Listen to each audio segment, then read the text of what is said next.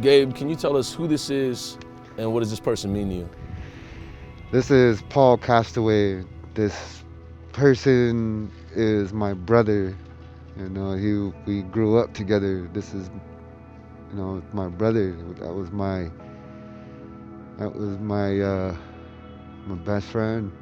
Growing up, that was my best friend. That was my partner. Me and him, we ran the alleys together. We played on trains together. We went through hell together. And we also had good times together too. My brother wasn't killed in Minneapolis or Minnesota. He was killed in Denver, Colorado. And this is his son, Emmanuel. He was 4 at the time when he was killed, when my brother was killed. He was turning 5. He's now just turned 11. He was killed by the Denver Police Department by officers Jerry Lara and Michael Lee Trout of the Denver Police Department. And can you tell us a little bit about Ryan Gipp and who he was and how it all happened? Was it another mental health check or what? No, it was a call that was put in by someone from a gas station, Yeah. and they were getting ready to go hunting. Okay. So they explained to the cops that they had their hunting license with them. As far as I know, I don't have the full, complete story, but this is what was told to me. Yeah. And the cops came, and they pulled everyone out. Yeah. They pulled their mom. They pulled his dad, someone else. They put him in a car. Yeah. So his dad had to watch his son Ryan Gipp be murdered by the BIA police with AR-15s. And you talk about this with Paul, and you just mentioned it with Ryan. What does it mean to a community for you to watch a member of the community be gunned down by police and then have that kind of reverberate through the community? What does that mean? It means that something like it. Oh man, this is so hard to explain. It's so hard to explain. Yeah, it's just devastating. Yeah, to really put it. That's just something that is just, I have to sit back and really think on it. Really, after what happened, and we had some organizations that stepped towards us and basically showed us the ropes on how to protest, what to look out for and what to say, what not to say. We had some good organizations from Denver that, stepped forward and really helped us out in my fight, what I'm fighting in now. And what is the fight that you're fighting in now? To bring awareness to what happened with my brother, to bring awareness to police brutality, police violence that goes on amongst not only the Native community, but what happened with my brother. And for the police that took Paul's life, did they ever issue a statement, or did you ever have a conversation with them, or what was that? No, the only thing that we were told was that it was under investigation, and that the police, or that the most likely the DA wasn't going to charge the officers in what happened with Paul. I remember seeing you carry a poster at a rally once, and it said, I believe it said some of Paul's last words. What's wrong with you guys? Yeah. Where did you? Was that in a video, or how did you come about that information? Well, my brother, he was murdered in front of 3 adults and 18 kids. Wow. And so some of the witnesses came forward and said, that his last words after he got shot was, "What's wrong with you guys?" Yeah. How is what happened to your brother Paul transformed the way you view police, or has it been the same all the way through? Well, I've always hated the police growing up. I've always, Why is that?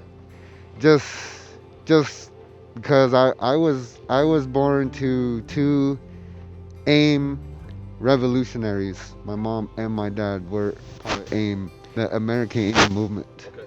And so they were part of that.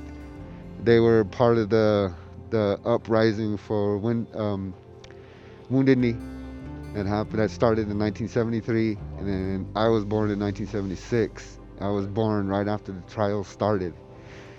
So during that time, my mom had moved to Lincoln, Nebraska. So did my dad. My dad was the director of the Indian Center in Omaha, Nebraska. Then my mom moved to Denver, and my dad did too. And then from there, they were taking me to protests, AIM protests.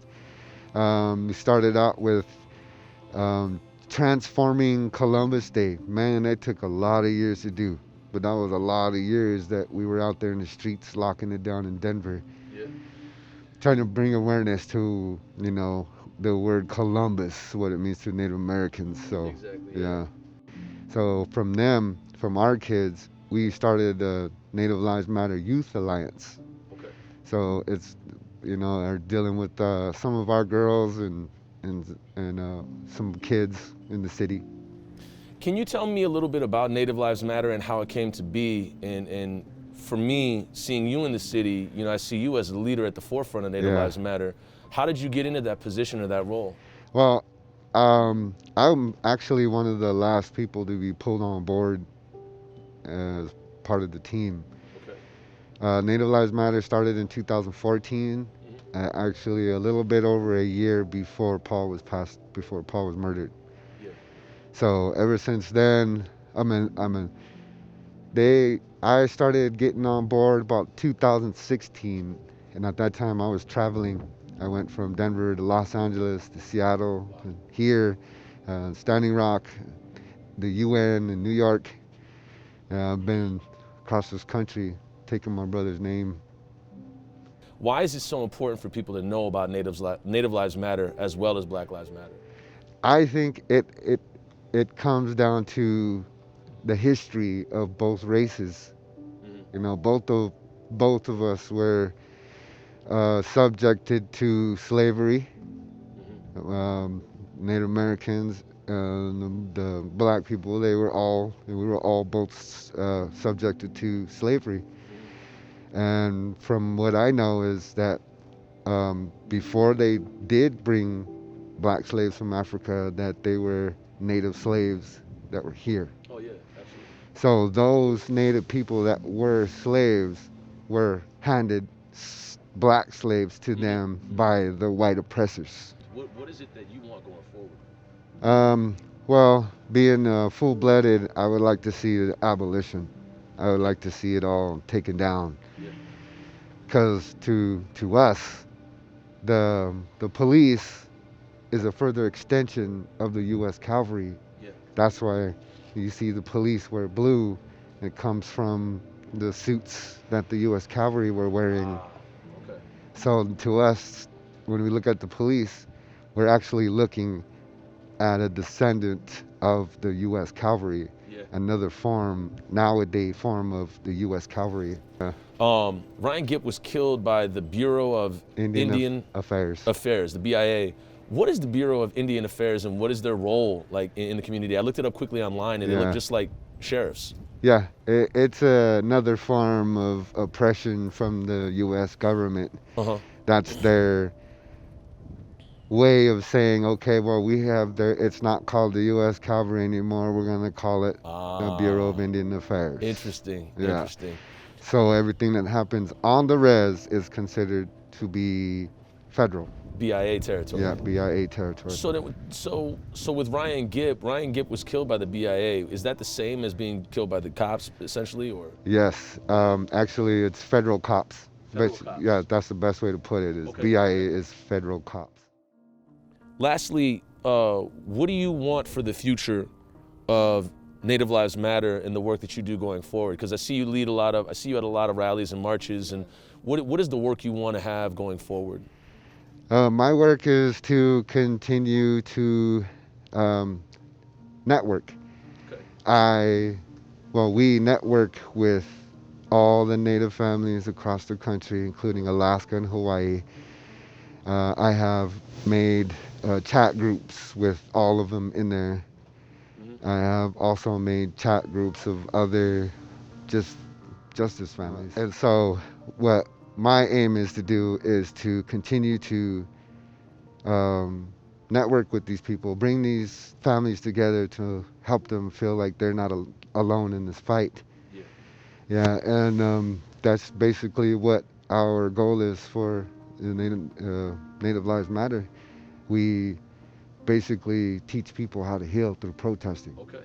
You know, Native Lives Matter is basically ran by women. Okay. It's ran by women. I'm just the lead organizer and the Hmm. speaker. I'm really not there. We don't have a central leadership. So Hmm. all of us are the voice. Is it kind of, yeah, and is it kind of like BLM in a sense that there's like no headquarters and no Yeah, like real there's like yeah, address? Yeah. yeah, there's no CEO, there's Yeah. no leader, there's no chief, there's no nothing. There's all of us all together Just people. all at once. And half of our team has lost people to police violence, even though some of us are spread out Alaska, Hawaii, Utah. Yeah. Yeah. So basically, just me, my son, our son Rashawn, Hmm. and Troy are the only males that are part of the Native Lives Matter, and the Okay. rest are women.